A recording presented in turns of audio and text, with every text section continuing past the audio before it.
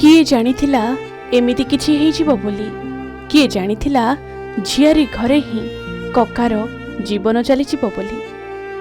कका तो बुलिबाकू आसिथिले झियारी भल अछि कि नाही देखिबाकू, झियारीर भल मंद बुझिबाकू।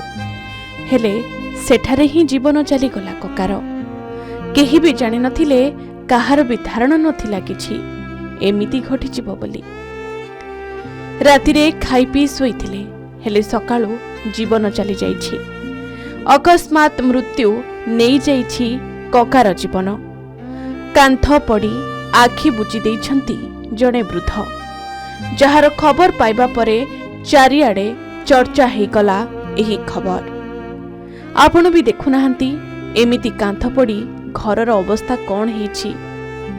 आपण ए चित्र देखि बुझी पारुथिबे जे भितरे थिबा लोकर अवस्था केते जे भयंकर हेइथिबो। मयूरभंज जिला सारसकणा ब्लॉकर बलभद्रपुर गाँव रे एभली एक अभावनीय घटना घटिछि।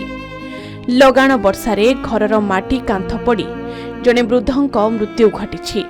मृत वृद्ध जनक हेउछंती झारखंड राज्य बहड़ागुड़ा थाना अधीन बरागाड़िया गाँवर महेंद्र पात्रंक पुओ सुरेश पात्र। परिवार लोकंक कहवा अनुଯାयी झारखंड राज्य बहड़ागुड़ा थाना अधीन बरागाड़िया गाँवर संपर्कीय कका सुरेश पात्र झारपोखरिया थाना अधीन बलभद्रपुर गाँव तांको झियारी घर को बुलिबाकू आसिथिले। हेले रातिरे खाई पी सोइथिबा बेले लगाण वर्षारे बतुरी जाइथिबा माटी कांथ तांको उपरे खसी पड़िथिला।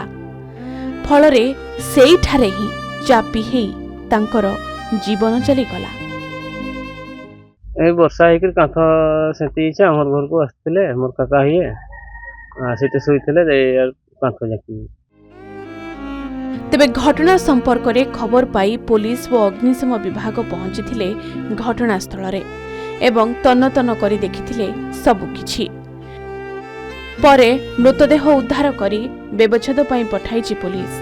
व्यवच्छेद परे ही जाई परिवार लोकंकु हस्तांतर कराजिबो बोली सूचना देइछि पुलिस। मयूरभंज जिला बांगिरीपोषीरू वसुदेव पात्रंक रिपोर्ट, के न्यूज ओडिशा।